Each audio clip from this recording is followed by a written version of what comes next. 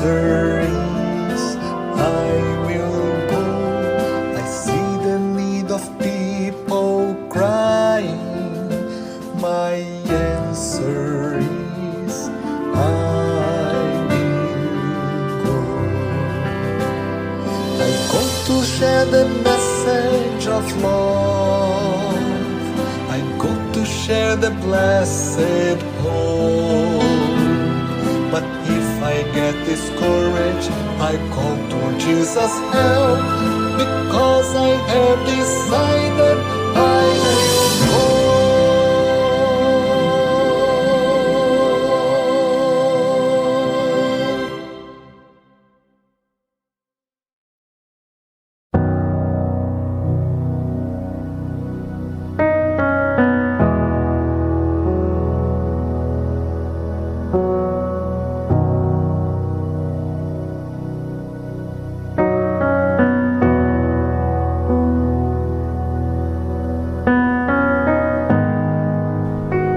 Seventh day Adventist church Roorkee की ओर से आप सबका आज की आराधना में, इस संदेश में स्वागत करते हैं और आपके लिए प्रार्थनाएं करते हैं कि प्रभु आपको बहुतायत से बरकत दे, आपके घर के दीपक सदा जलते रहें, आपके घरों में उजियाला हो। इसी विश्वास के साथ इस समय हम प्रार्थना में आएंगे।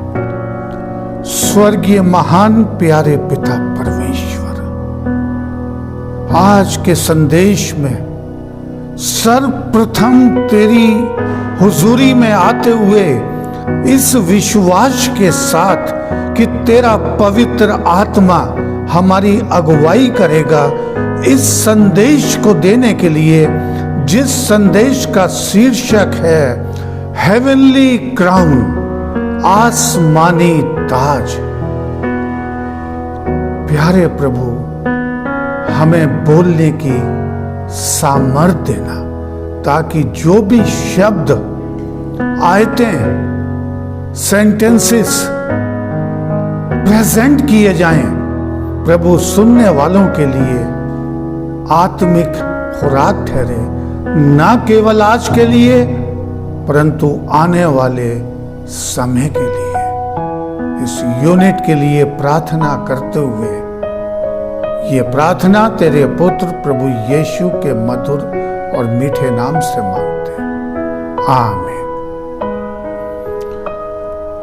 पिता परमेश्वर को, अपने स्वर्गीय पिता को, जो हमारा सृष्टि करता, हमारा पालन करता, जीवन देने वाला, चंगाई करने वाला है, उसके पवित्र नाम से, उसके पुत्र प्रभु यीशु मसीह के नाम से आज के संदेश में उसके अनुग्रह के सिंहासन के सामने आते हैं कि हमें बोलने की सामर्थ प्राप्त हो इस संदेश को प्रेजेंट करने में। हेवनली क्राउन, आसमानी ताज, हम बचपन से गीत गुनगुनाते हुए आए हैं। कौन अपनी सलीब उठाएगा, कौन है तैयार, अभी तैयार, कौन ताज आसमानी पाएगा। गीत के बोल हैं, मैं हूं तैयार, अभी तैयार, इस आसमानी ताज को प्राप्त करने के लिए। आइए इसी के साथ वचन में आते हैं और समझने का प्रयास करते हैं प्रभु के पवित्र आत्मा की अगुवाई में कि हेवनली क्राउन, इससे हम क्या समझते हैं आज के युग में, जब हम इस पृथ्वी पर एक परदेसी का, एक मुसाफिर का जीवन बिता रहे हैं। क्राउन ताज, इसके बारे में क्या क्या ट्रेडिशन चली आ रही हैं, प्रथाएं चली आ रही हैं, और परमेश्वर का वचन इसके बारे में क्या बताता है, समझने का प्रयास करेंगे कि व्हाट इज द क्राउन, ताज क्या है, and what is the symbol of crown, ये किसका प्रतीक है, और व्हाई क्राउन्स वर बॉर्न, ये ताज क्यों पहने जाते थे, ये ट्रेडिशन, ये रीति हमारे देश में सदियों से चलती आ रही है। इस ताज से जो शब्द है क्राउन, हम क्या समझते हैं, थोड़ा सा विचार करेंगे 1-2 मिनट, फिर हम परमेश्वर के वचनों में आएंगे इस ताज को जानने के लिए। Meaning, the wreath for the head, crown का जो अर्थ है, ये एक सजावट है, गार्लैंड, फूलों का गुलदस्ता, कपड़े से गुथाया हुआ, जो सर के चारों ओर लगाया जाता था। Wreath for the head, the monarchy head covering, जो राजा महाराजा होते थे वो अपने सर को एक कवर करके ढकते थे। धीरे धीरे आएंगे, जो सुप्रीम पावर थी, गवर्निंग पावर थी, हजारों साल से जो चली आ रही हैं, अपने सिर को बड़े सुंदर तरीके से डेकोरेट किया जाता था, जो ताज कहलाता था, क्राउन। और हम इसे समझने की कोशिश कर रहे हैं कि अ circle made of gold and jewels, एक गोलाकार आकृति में बनाया जाता था, जो कि सोने और चांदी से सजाया जाता था। इस ताज की कीमत का हम अंदाज नहीं लगा सकते।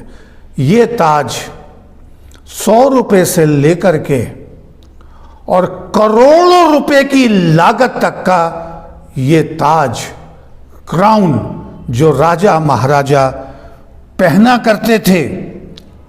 अ circle made of gold and jewels that a king और क्वीन वियर्स ऑन हिज और हर हेयर, जिसमें राजा रानियां सिर पर पहना करती थी ऑन ऑफिशियल ओकेशंस, जब दरबार लगते थे, स्वागत होते थे, पब्लिक को संबोधित किया जाता था, तो राजा और रानी ये मुकुट लगा करके बैठा करते थे। ये मुकुट किस चीज का सिंबल है, प्रतीक, रिवॉर्ड फॉर विक्ट्री, ये जीत में दिया हुआ एक सम्मान, एक इनाम, एक प्राइज होता था जब राजा विजय प्राप्त करके आता था। मार्क ऑफ ऑनर, एक इज्जत का निशान कि ये किसी देश को पराजित करके आया है, एक बड़ी जीत हासिल करके आया है, जिसको करने का प्रयास ना जाने कितने वर्षों में इसने किया और आज कामयाबी हासिल करने। तो इस तरह से ये गार्लैंड हीरे जवाहरों तो सजा हुआ, समय के हिसाब से स्थिति को देखते हुए, औहदों को देखते हुए, स्टेटस को देखते हुए ये ताज पहनाए जाते थे। Crown is a traditional symbolic form of head adornment, ये एक प्रथा सी चली आ रही थी, परंपरा चली आ रही थी कि प्रतीक थी कि जो सुप्रीम पावर होती हैं उनके सरों को सजाना। ये सबके सर नहीं सजाए जाते थे, सबके सर पर ये ताज नहीं पहनाया जाता था। केवल सुप्रीम पावर, वीआईपी। आज भी हम देखते हैं बीते समय में जो वीआईपी लोग होते हैं, गवर्नमेंट के अंदर होते हैं, तहसील में होते हैं, कोर्ट में होते हैं, वो आज भी एक तरह का मुकुट पहनते हैं जो उनकी प्रतिष्ठा, उनकी सम्मान, उनकी ऑनर की निशानी होती है। और ये क्राउन किस चीज का प्रतीक है? ये रिप्रेजेंट करता है पावर, शक्ति को। ये रिप्रेजेंट करता है ग्लोरी, महिमा। उससे उस व्यक्ति की महिमा और तारीफ की जाती थी। और ये क्राउन रिप्रेजेंट करता है इमॉर्टेलिटी, अमरता की ओर, जो हम परमेश्वर के वचनों में अब आ रहे हैं। Royalty, sovereignty, it is often made from precious stone, gold, metals, diamond, सोने, चांदी, जवाहरातों से ये बनाया जाता था। स्थिति को देखते हुए तो ये हमने देखा ताज की, कि ये ताज क्या है, मुकुट, क्राउन क्या है, ये क्यों पहने जाते थे, ये किस चीज का प्रतीक थे। हमने संक्षेप में इसको देखा। अब हम पवित्र वचन में आएंगे। देखिए कि ये ताज को किस तरह से, इस मुकुट को परमेश्वर के वचन में एक्सप्लेन किया गया, चित्रित किया गया है। प्रभु यीशु मसीह जब अपने शागिर्दों के साथ था, अपनी मृत्यु से पहले 24 घंटे के अंतराल में उन्होंने यूहन्ना 14, 15, 16, 17 अध्याय का वर्णन किया, जिसके ऊपर हम बहुत डिटेल में वर्णन कर चुके हैं और करीब 20 संदेश इन चारों अध्यायों पे दे चुके हैं।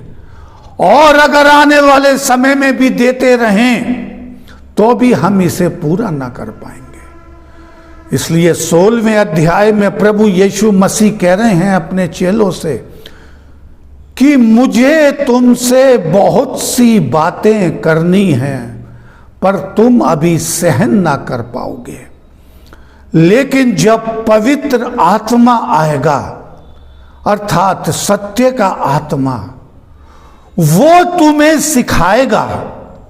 वो अपनी ओर से कुछ ना कहेगा, जो भी कुछ वो कहेगा वो प्रभु यीशु मसीह की महिमा करेगा और आने वाली बातों को बताएगा।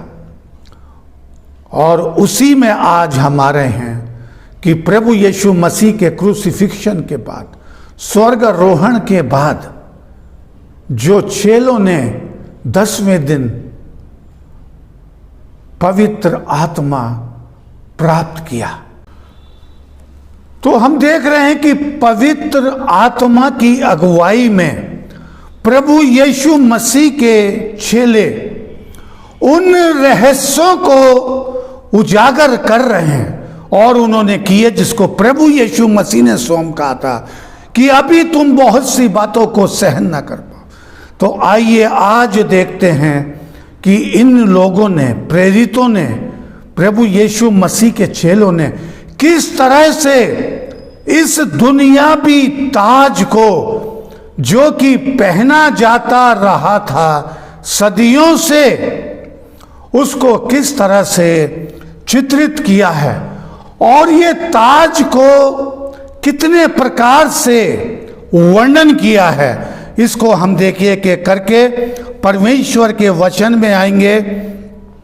जो पहले हम देखेंगे 1 कुरिन्थियन 9वां अध्याय और उसकी 24वीं आयत में।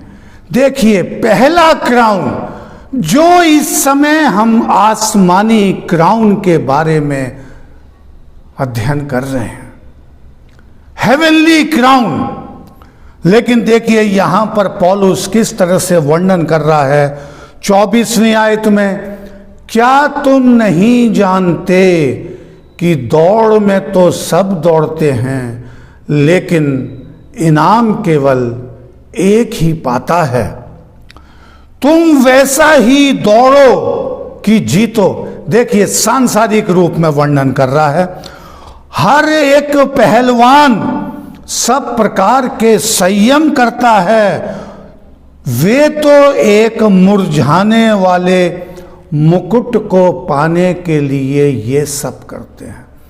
देखिए पौलुस रसूल 9वें अध्याय की 24वीं आयत में जिस मुकुट का वर्णन कर रहा है, ये मुकुट दो प्रकार का है, मुरझाने वाला भी है और ना मुरझाने वाला भी है। क्योंकि देखिए अगली आयत में पौलुस कह रहा है, परंतु हम तो उस मुकुट के लिए प्रयास करते हैं जो मुरझाने का नहीं।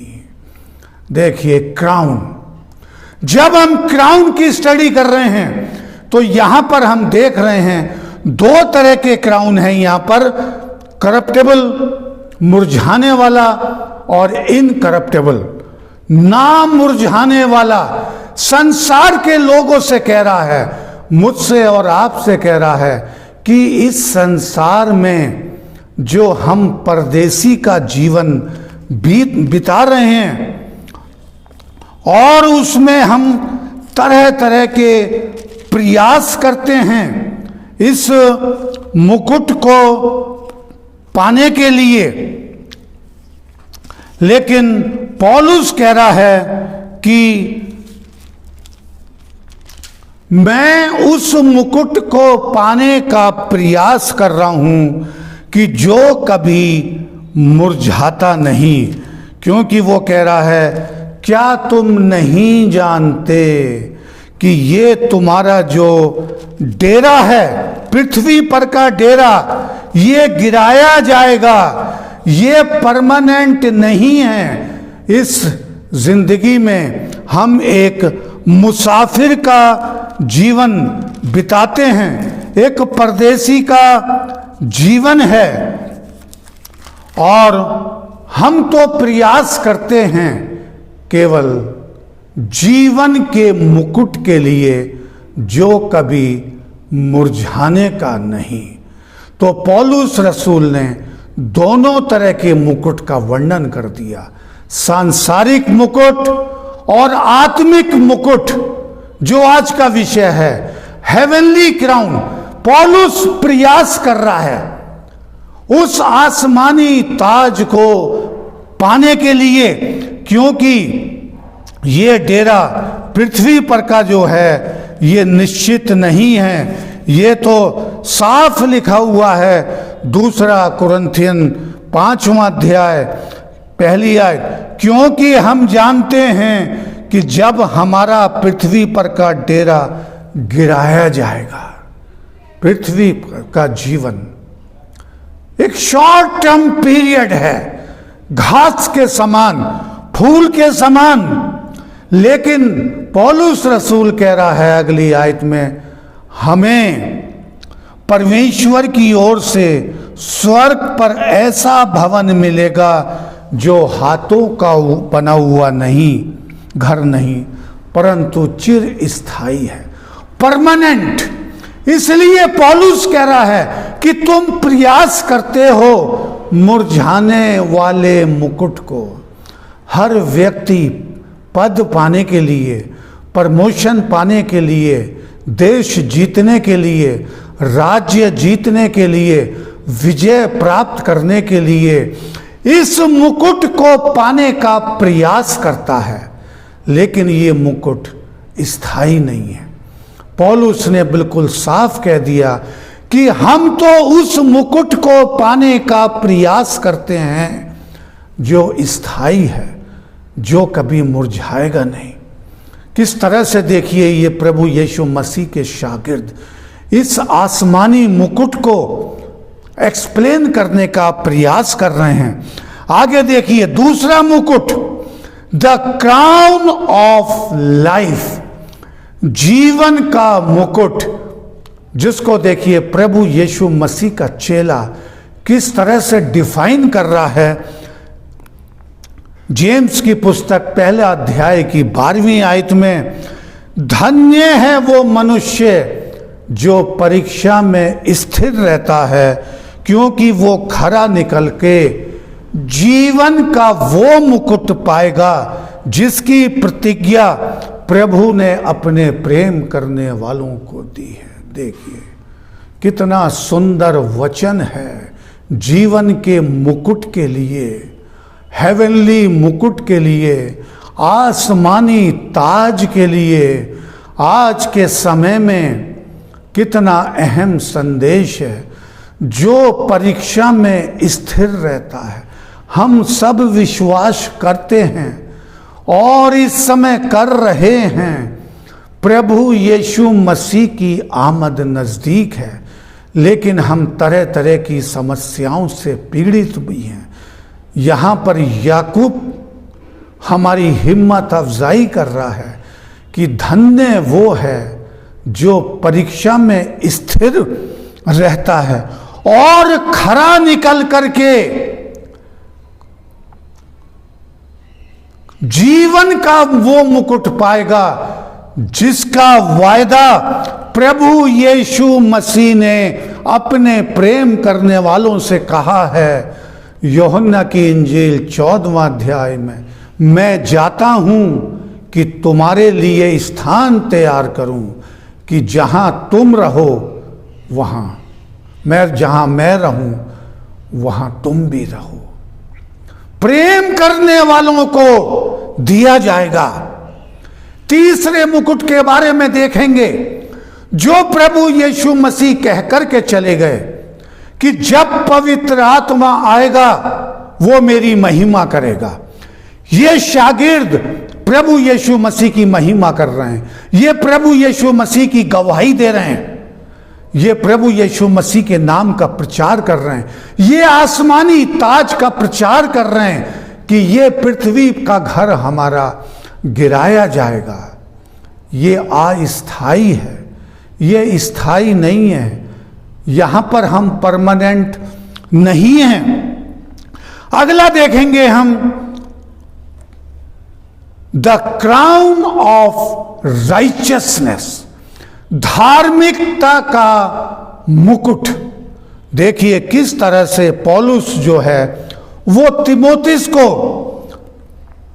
दूसरे अध्याय में और उसकी दूसरा तीमुथियुस और दूसरा चौथा अध्याय और उसकी 8वीं आयत में देखिए पौलुस रसूल जो पवित्र आत्मा से परिपूर्ण हुआ और वो प्रभु यीशु मसीह की महिमा कर रहा है, प्रभु यीशु मसीह का पैगाम दे रहा है। लेकिन जब वृद्धावस्था में आया उसने तीमुथियुस को तैयार किया और उससे क्या कह रहा है 4थे अध्याय में, और मेरे कूच करने का समय आ गया है। प्रत्येक व्यक्ति के जिंदगी में ये समय आता है। तो पौलुस भी तीमुथियुस को तैयार कर रहा है कि मेरे जाने का समय आ पहुंचा है, मैं अच्छी कुश्ती लड़ चुका हूं, मैंने अपनी दौड़ पूरी कर ली है, मैंने विश्वास की रखवाली की है और भविष्य में मेरे लिए धर्म का वो मुकुट रखा हुआ है जो प्रभु यीशु मसीह ने मेरे लिए तैयार किया है। कितने इनकरेजिंग शब्द हैं। पौलुस रसूल कितने भरोसेमंद, कितने कॉन्फिडेंस के साथ कह रहा है कि मैंने अपनी दौड़ पूरी कर ली है, मेरे कूच करने का समय आ गया है और प्रभु यीशु मसीह ने मेरे लिए कौन सा मुकुट रखा है? धार्मिकता का मुकुट। पहले पौलुस ने बताया कुरिन्थियन की किताब में, मुरझाने वाला जो हर पहलवान कोशिश करता है, हर व्यक्ति पद पाने के लिए उस मुकुट को पाने का प्रयास करता है, उसने मुरझाने वाले मुकुट का वर्णन किया, ना मुरझाने वाले मुकुट का। वो कह रहा है कि हम तो उस दौड़ में हैं जो मुकुट कभी नहीं मुरझाएगा।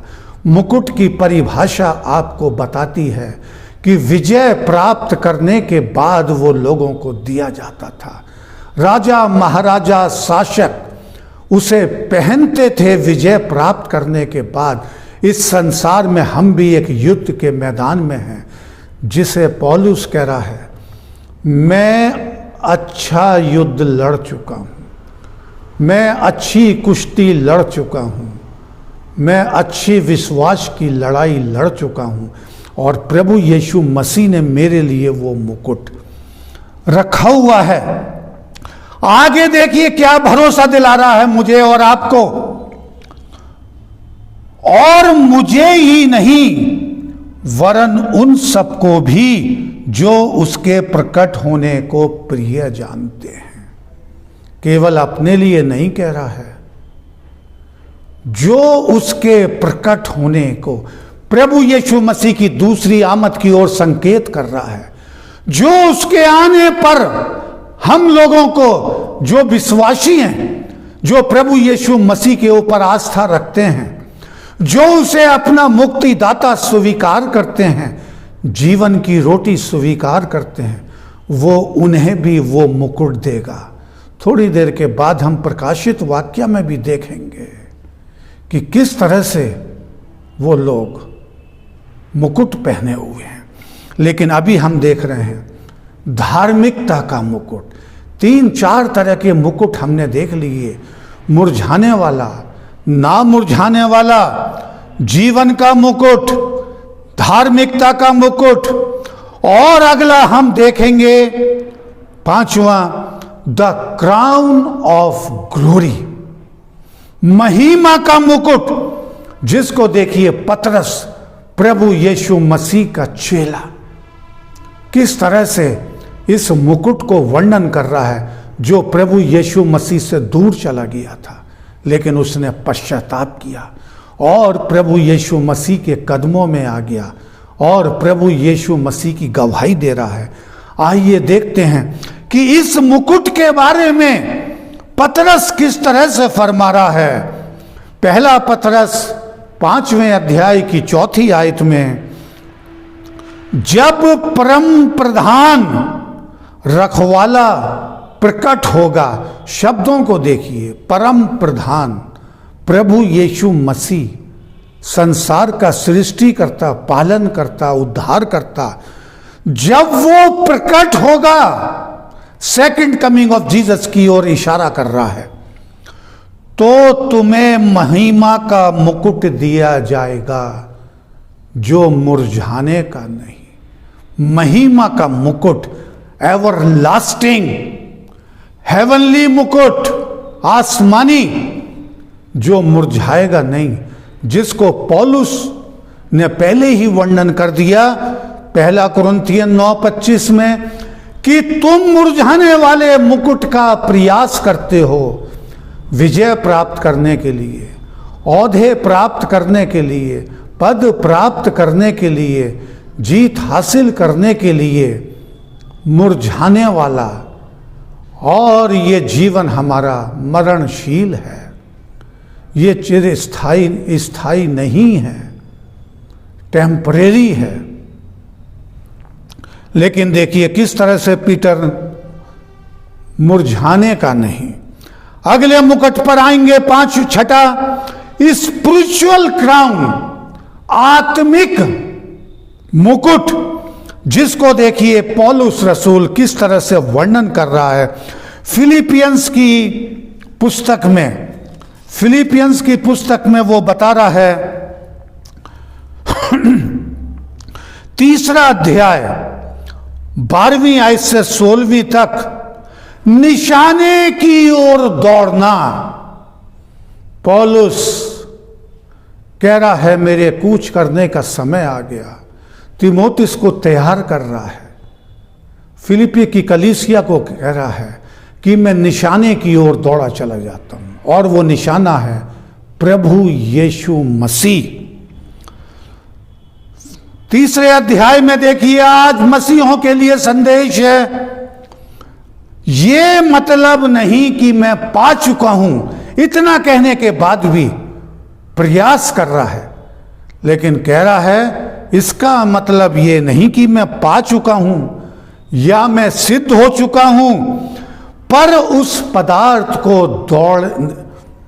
पकड़ने के लिए दौड़ा चला जाता। कौन सा पदार्थ? हेवनली मुकुट, आसमानी ताज जो मुरझाने का नहीं, उसकी ओर दौड़ा चला जाता हूं, जिसके लिए प्रभु यीशु मसीह ने मुझे पकड़ा था। पकड़ने का तात्पर्य under the grace of Jesus, abundant grace of Jesus, पौलुस रसूल ने प्रभु यीशु मसीह को अपना उद्धारकर्ता स्वीकार किया, जिसके लिए प्रभु यीशु मसीह ने उसे पकड़ा। उस निशाने की ओर दौड़ा चला जाता हूं। देखिए, इस क्राउन को प्राप्त करने के लिए किस तरह से इसके वर्णन किए गए, लेकिन परमेश्वर के वचन में वायदे भी हैं, लेकिन साथ में वार्निंग भी है। और ये वार्निंग हम देखेंगे प्रकाशित वाक्य 3 अध्याय की 11वीं आयत में। यहां पर देखिए, यूहन्ना, पीटर का हमने सुन लिया, हमने याकूब का सुन लिया, हमने पौलुस का सुन लिया। अब देखिए प्रभु यीशु मसीह का प्रिय चेला यूहन्ना, जो क्रूस की मौत के समय प्रभु यीशु मसीह के साथ साथ चल रहा था, वो किस तरह से वर्णन कर रहा है। देखिए यहां पर, जहां प्रभु यीशु मसीह स्वयं कह रहे हैं, 3 अध्याय की 11वीं आयत, मैं शीघ्र ही आने वाला हूं, और जो कुछ तेरे पास है उसे थामे रहे, कि कोई तेरा मुकुट ना छीन ले। अंतिम मसीहों के लिए चेतावनी आज के संकट के समय। पिछले संदेश में मैंने बहुत रोशनी डाली थी।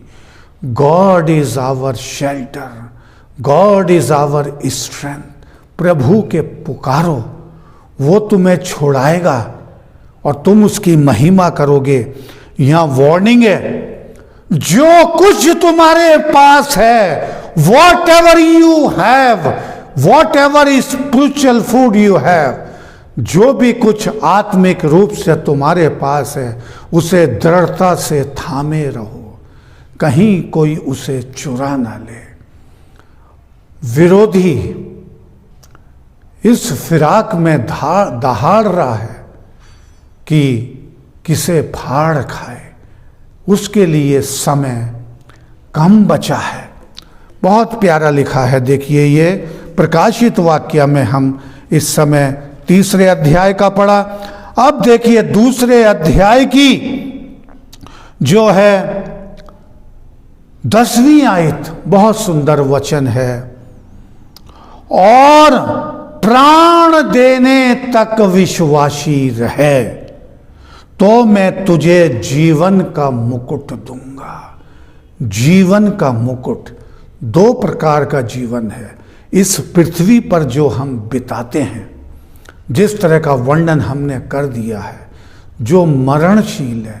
यहां पर पौलुस इस जीवन के मुकुट के, यहां पर यूहन्ना इस जीवन के मुकुट के लिए नहीं कह रहा है।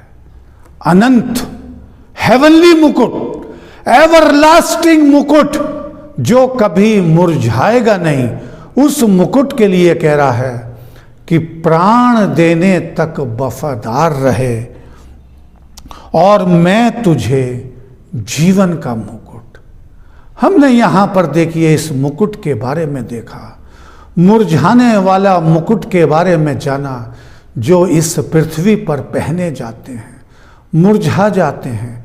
करोड़ों के मुकुट की कीमत कौड़ियों में हो जाती है।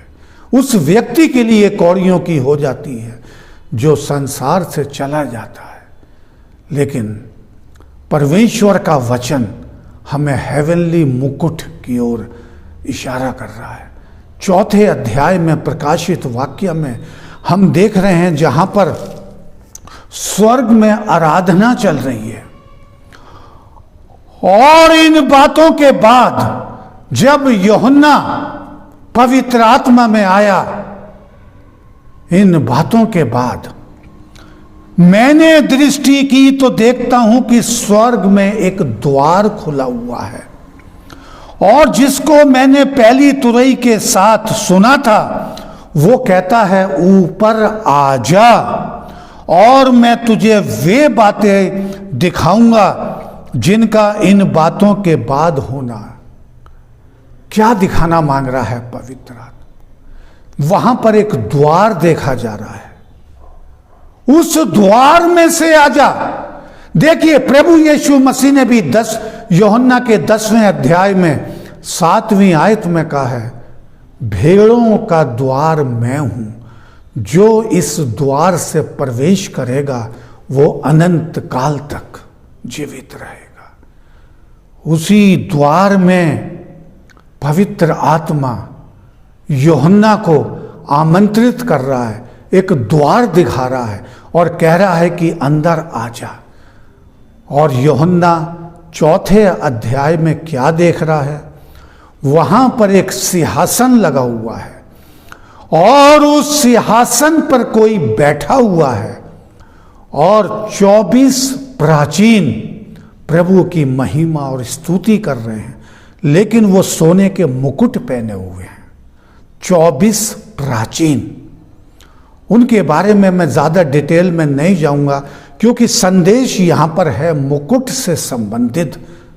फिर कभी बात करेंगे इन 24 प्राचीन जो महापवित्र स्थान में स्वर्गीय सिंहासन है और प्रभु की आराधना कर रहे हैं। क्या कह रहे हैं?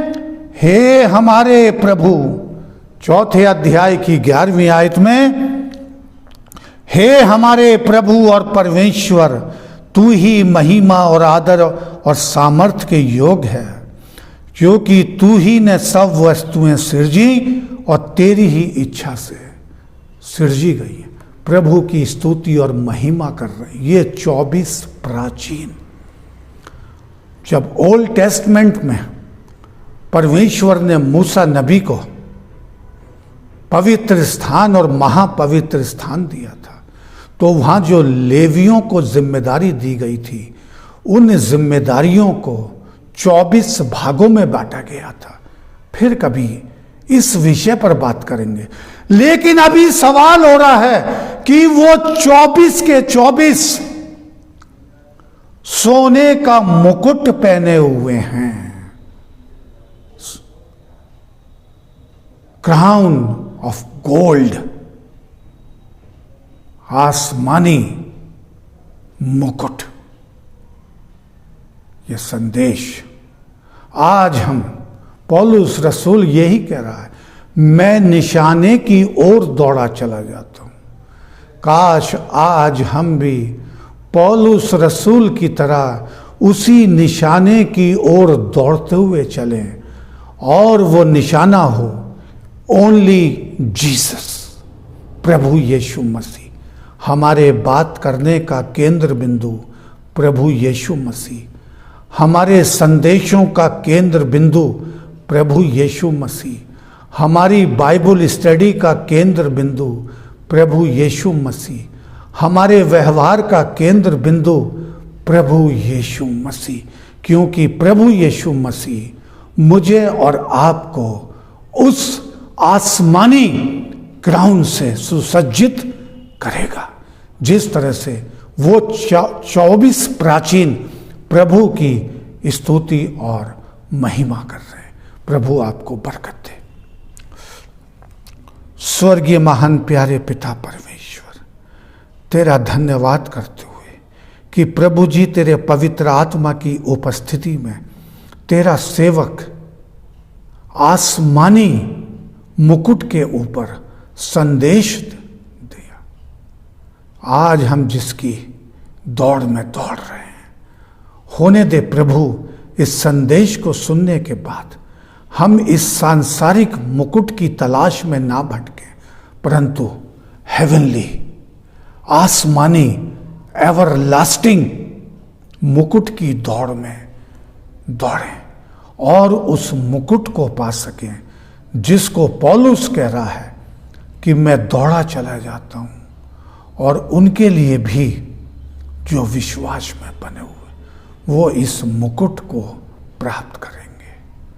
हम सबको बरकत दे। इस यूनिट पे तेरी खास बरकत हो, और जो इस चैनल को चला रहे हैं उनको और उनके परिवारों को बहुत आज से बरकत दे। अपने सेवक को और उसके परिवार पर तेरी बरकत हो। ये प्रार्थना तेरे पुत्र प्रभु यीशु मसीह के नाम से मांगते, आमीन।